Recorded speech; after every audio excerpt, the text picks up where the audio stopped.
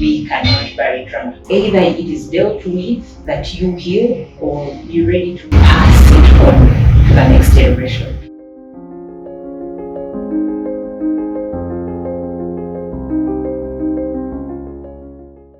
I want to ask you, has your child caught you crying one time and you wipe your tears, you try to distance yourself, or there's something inside your eye, you want to stop crying and pretend you cannot cry.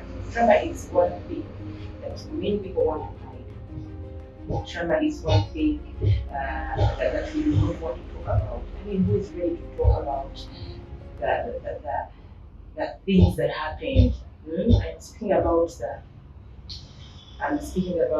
the anger that rises each time you think about that one person or that one experience, that one traumatic experience that happened to you as you were growing, the anger that comes in when you think about the person that did that wrong to you, the panic that sets in when you start feeling as though your child will go through the same thing.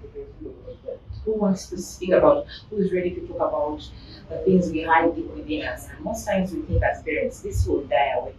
This we want to bury it inside. I'm here to tell you, we cannot bury trauma. That it is either it is dealt with, that you heal, or you're ready to pass it on to the next generation. I mean, some of us have had to deal with things that were passed on from one generation to our mothers, then it was poured into us. And if we are not cautious, we are going to pour it into our children. It is a decision you have to take as a parent. It is a decision that you take as an individual and say, this ends on me. And that only happens when we deal with it, when we bring it out, when we heal from it. It is the only way that we want to pass on trauma to the next generation. This is so important.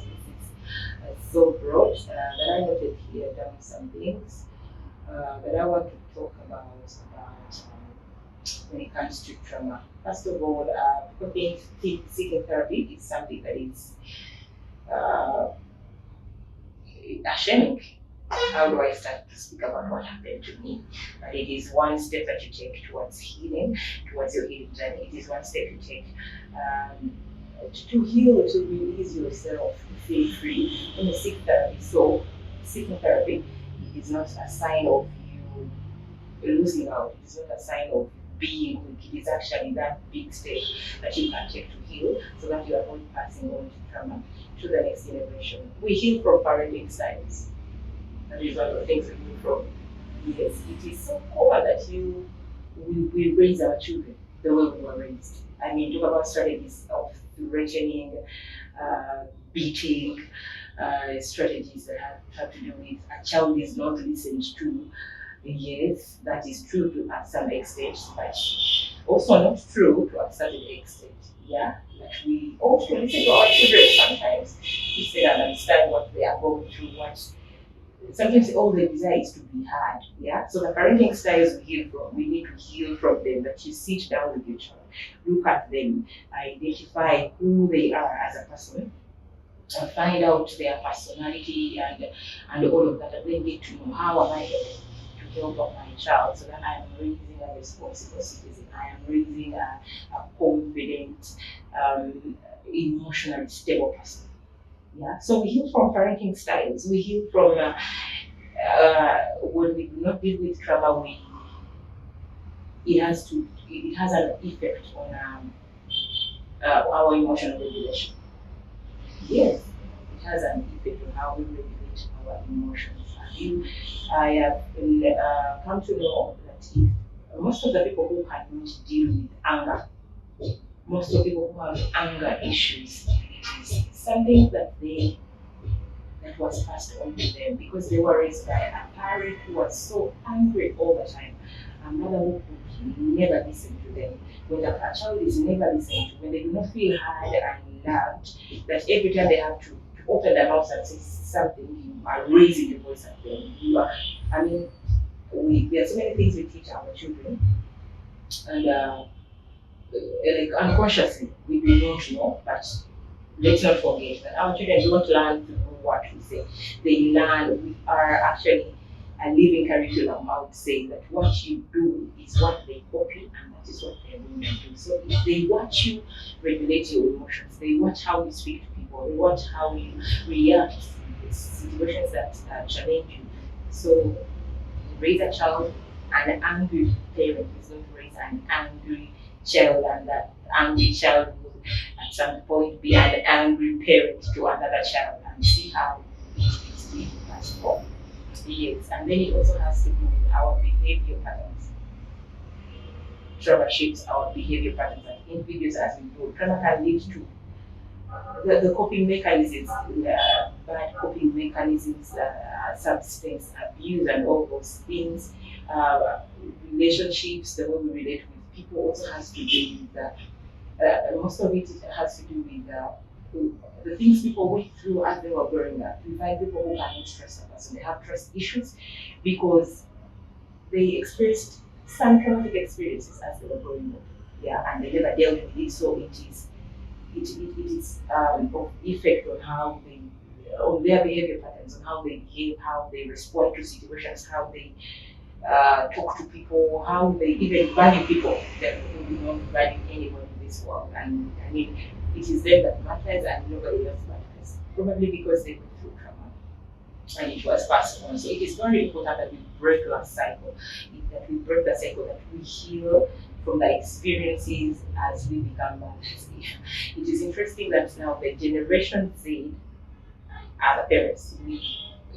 The parents raising another generation, and before we know it, these children will also be raising another generation. So how can we break the cycle? We decide to break the cycle, and then there are so many ways how do you break the cycle of trauma. How do you start? Because I believe there's somebody out there who is going through a lot of things, and as I speak now, right now, I have awakened something in you, and I feel like you would want to heal, but you do not know what to do and where to go and where to start from. Yes, one of the possible ways to break the cycle is seeking therapy.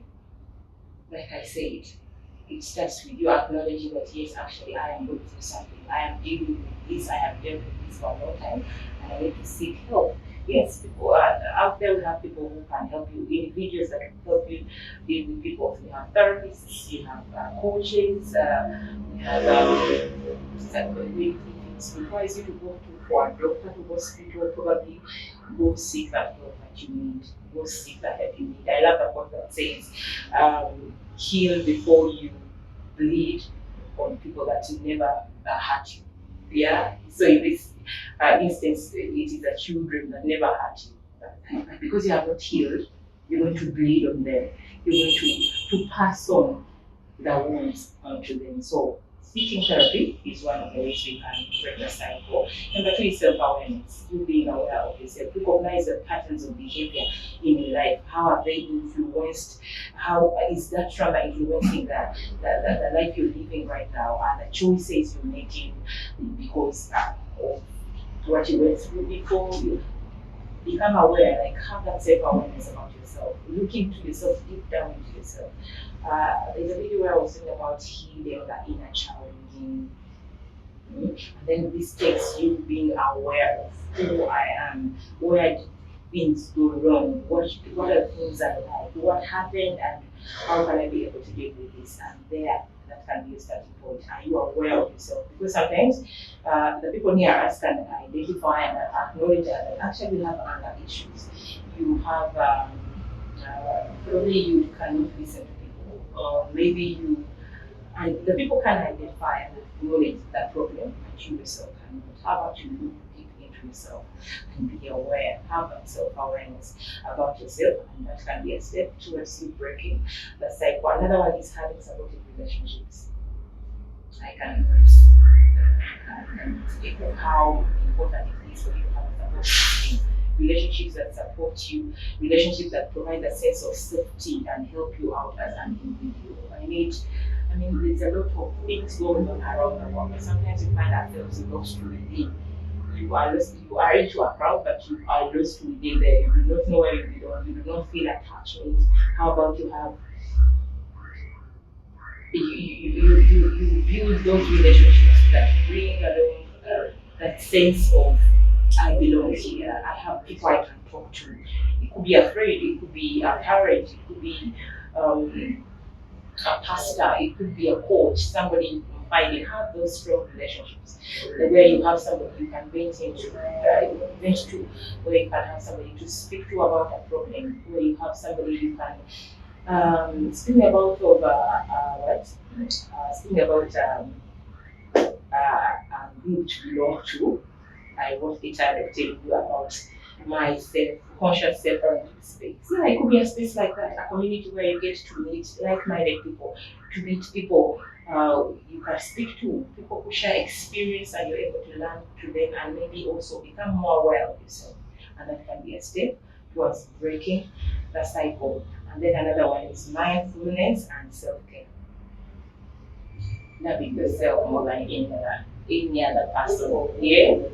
When I mentioned this as a parenting coach, as some people say that the children, I love my children more than I love my life. I love my husband more than I love my life. I love my parents more than I love my life. Sometimes it requires us to be just mindful and do a self-care. Love yourself. Yeah. I once read a meme that said, love yourself or shower yourself with love the way you shower it to that person you love.